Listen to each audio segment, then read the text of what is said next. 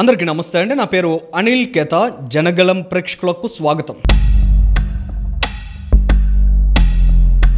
దొడ్డిదారిన అసెంబ్లీలోకి వచ్చిన ఎమ్మెల్యేలు, కేవలం జీతాల కోసమే సంతకాలు పెడుతున్న ఎమ్మెల్యేలు, కోట్ల రూపాయల సంపాదన పోగేసుకున్న ప్రజాధనాన్ని అడ్డదారిన ఎలా దోపిడీ చేయాలని ఆలోచిస్తున్న ఎమ్మెల్యేలు. ఈ ఎమ్మెల్యేలు ఎవరంటారు? మీ ఆలోచనకి ఎవరు వస్తున్నారు? వైఎస్ఆర్ కాంగ్రెస్ పార్టీ ఎమ్మెల్యేలు. ప్రజలు గెలిపించింది 11 మందిని. ఆయన ఈ 11 మందిలో 10 మంది ప్రజాధనాన్ని ఏదో రూపంలో దోపిడీ చేయాలనే లక్ష్యంతో పనిచేస్తున్నట్లు కనిపిస్తోంది. ఎందుకంటే జగన్మోహన్ రెడ్డి గారు పదే పదే చెప్తారు, తమకు 40% ప్రజలు ఓట్లు వేశారని, తమకు 11 సీట్లే వచ్చినా అత్యధిక శాతం ఓటింగ్ వచ్చిందని. కానీ కనీసం వాళ్ళు ఆత్మవిమర్శ చేసుకునే అంశం ఏంటంటే, ఈ 40% మంది ప్రజలు తమ పట్ల పెట్టుకున్నటువంటి కాన్ఫిడెన్స్ని ఏ ఒక్కరోజైనా నిలబెట్టే ప్రయత్నాన్ని జగన్ రెడ్డి చేశారా, లేదా సో కాల్డ్ ఎమ్మెల్యే చేశారా?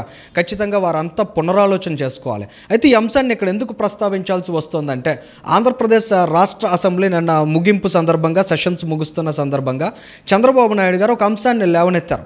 గత నెల 25వ తేదీన 11 మంది శాసనసభ్యులు అసెంబ్లీకి వచ్చారు. ఆ తరువాత మరుసటి రోజు 25వ తేదీన 5 శాసనసభ్యులు వచ్చారట. ఈ మార్చి నెలలో చూసినట్లయితే 18వ తేదీన ఒకరు, 19వ తేదీన 4 వచ్చారట. మరి ఈ శాసనసభ్యులందరూ కూడా అసెంబ్లీకి వచ్చారు, కానీ హౌస్లో ఏ ఒక్కరూ కనిపించలేదు. ఏంటి అంటే, జగన్ రెడ్డి గారు 11 మందితో వచ్చి 11 నిమిషాలు హడావుడి చేసి వెళ్ళిపోయిన సందర్భాన్ని పక్కన పెడితే, మిగిలిన 3 రోజుల్లో వైసీపీ శాసనసభ్యులు వచ్చినప్పటికీ వాళ్ళు ఎక్కడా కూడా హౌస్లో కనిపించలేదు కదా. ఎందుకు కనిపించలేదు, మీరేమైనా రానివ్వలేదా అని ఆయన స్పీకర్ గారిని అడిగారు. స్పీకర్ గారు కూడా దీని మీద సమాధానం ఇచ్చారు. వాళ్ళంతా దొడ్డిదారిని వస్తున్నారు, దొంగల్లా వస్తున్నారు, సంతకాలు పెడుతున్నారు, జీతాలు తీసుకుంటున్నారు, వెళ్తున్నారు. ఒక్క జగన్మోహన్ రెడ్డి గారు తప్ప మిగిలిన 10 మంది శాసనసభ్యులు, వైసీపీ ఎమ్మెల్యేలు అందరూ కూడా జీతభత్యాలు తీసుకుంటున్నారు. ఇది అత్యంత దారుణమైన విషయం.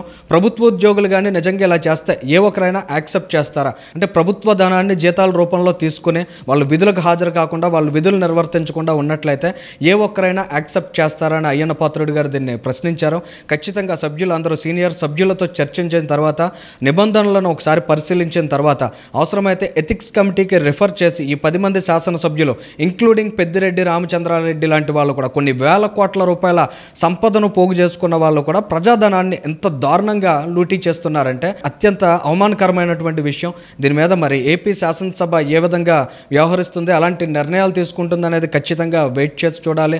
రానున్న రోజుల్లో ప్రతి ఒక్క శాసనసభ్యుడు, శాసనమండలి అంటే అసెంబ్లీకి వెళ్ళిన ప్రతి ఒక్క సభ్యుడు కూడా తమ బాధ్యతలు ఏంటని గుర్తు చేసే విధంగా తదుపరి చర్యలు ఉండాలి.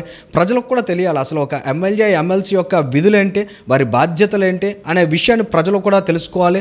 ప్రజలు కూడా నిలదీసేటువంటి పరిస్థితిలో ఉండాలి. ప్రజాధనాన్ని జీతాల రూపంలో తీసుకుంటున్న ప్రజాప్రతినిధులు ఈ విధంగా మేము శాసనసభకు రాము, మా నాయకుడు వద్దన్నాడు కాబట్టి మేము ఆగిపోతాము, మా నాయకుడు వెంట మేము గొర్రెతోకలా ఆడతామనే విధానం అయితే ఎట్టి పరిస్థితుల్లో అంగీకారయోగ్యం కాదు.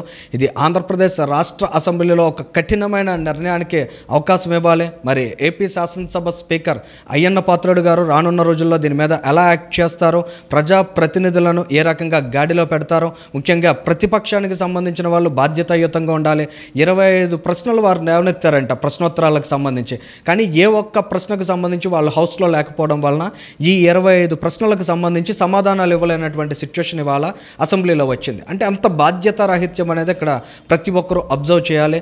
వైఎస్ఆర్ కాంగ్రెస్ పార్టీ ఒక దుర్మార్గమైన సంస్కృతికి తెరదీసిందనే చెప్పాలి. దీనికి ఫుల్ స్టాప్ పెట్టాల్సిన బాధ్యత అయ్యన్న పాత్రుడు గారి మీద ఉంది. మరి రానున్న రోజుల్లో ఆయన తీసుకోబోయే నిర్ణయాల కోసం వెయిట్ చేసి చూడాలి. Thank you.